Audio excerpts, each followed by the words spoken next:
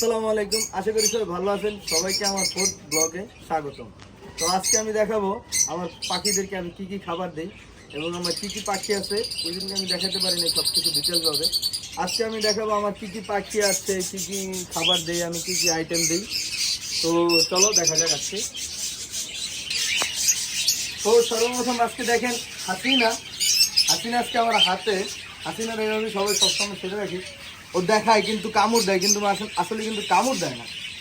তো দেখেন আজকে কী কী খাবার ওদের জন্য। এটা হচ্ছে কলমি শাক, এটা হচ্ছে শাপলা ফুলের দানা, এটা হচ্ছে পেঁপে, কাঁচা পাকা পেঁপে, তারপর এটা হচ্ছে পেয়ারা দেখতে পাচ্ছেন, এটা হচ্ছে সূর্যমুখীর বীজ, আর এটা হচ্ছে পাঁচমিশালি। তো এখানে থাকে ধান, চিনা, আরও কিছু কিছু আইটেম সব মিলে। তো এই যে দেখতে পারতেছেন, এই যে হাসিনা বৈশা রয়েছে খাবার লেগে অটোমেটিকলি। ও আমাদের পুরোপুরি পোষা, ও কোনো জায়গায় যায় না। এই যে ও দেখায় মানে কামড় দেয়, কিন্তু আসলে ও কামড় দেয় না, মানে ডর দেখায়, মনে হয় যে সাপের আওয়াজ করে, এরকম বিভিন্ন আওয়াজ করতে পারে ও, শীষ দেয়, অনেক কিছু দেয়। তো চলো দেখা যাক।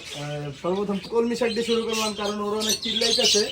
ওগুলো যদি আমি শাকটা দেই ওরা চিল্লাচিল্লি বন্ধ করে ফেলবে। দেখো এখনই সবাই নিচে নেমে আসবে। তো সেকেন্ড পার্টে দিতে হবে নিচে, ওদেরকে প্যারা দিতে হবে। ওরা প্যারা খেতে অনেক পছন্দ করে।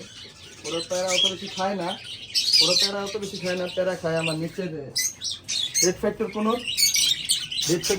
অনেক প্যারা খেতে ভালোবাসে, আর পেঁপে। আর বাকিটা হচ্ছে আমাদের লাভবার্ডের জন্য। দেখবেন ও নিচে চলে আসবে অটোমেটিকলি প্যারা দেখে।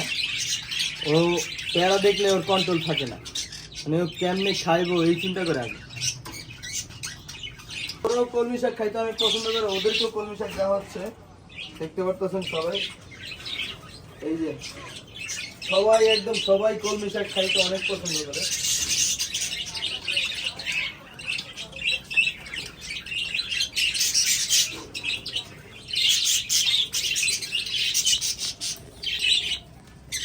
একটা জিনিস লক্ষ্য করবেন, ওরা এমন ভাবে কলমি শাক খায় মনে হয় যে কলমি শাকের ভিতরে গোসল করতেছে।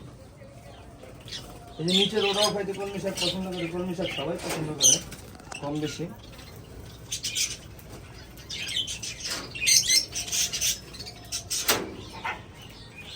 ওদেরকেও দিতে হবে।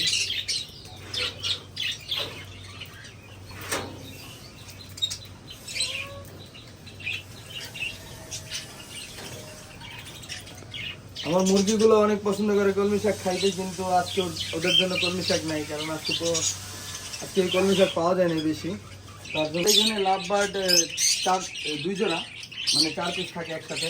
তো এতদিন খাঁচার খুব সংকট ছিল, তার জন্য ওদেরকে আলাদা করতে পারিনি, কারণ আমার ওইটা একটা সবুজ একটা খুবই শীঘ্রই ডিম দেবে।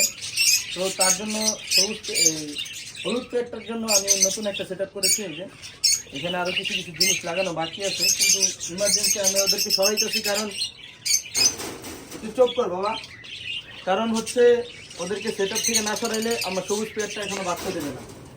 তো চলো সরানো যাক। ওরা একটা পেয়ারকে আমি অলরেডি ঢুকাই ফেলছি, আর একটা পেয়ার বাকি ছিল, এখন ওদের একটা সেট আপের মধ্যে হয়ে গেছে।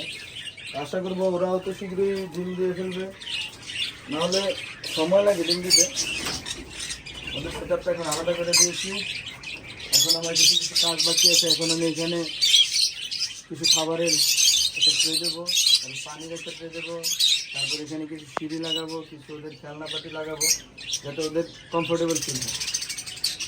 এর মাঝখানে একটা ঘটনা ঘটে গিয়েছে, তা হচ্ছে যে আমার যেই ককাটেল পাখিটা ছিল ও আমার বোনের দিকে উড়াল দিছে, মানে ওর হাতে যাওয়ার জন্য আমার বোন হাত দিছে, ও হাতে যাওয়ার জন্য উড়াল দিছে, কিন্তু ও কন্ট্রোল হারায়া অনেক দূর চলে গেছিলো ছাদ থেকে। তারপরে অবশেষে ওকে নিয়ে আসলাম আমাদের হাসিনাকে। তো তারপরে ও ও এভাবে থাকে নিচে, আমাদের বাসার নিচে থাকে, মানে আমাদের রুমে থাকে, এভাবে পোষাই। ও হঠাৎ করে উড়াল দিয়ে একদম ওই মাথার দিকে চলে গেছে। তো যাই হোক, ভালো অবশেষে পাওয়া গেছে। আমি প্রচণ্ড হাঁপাইতেছি। তো আশা করি সবাই ভালো থাকবেন, সুস্থ থাকবেন। আজ এই পর্যন্তই,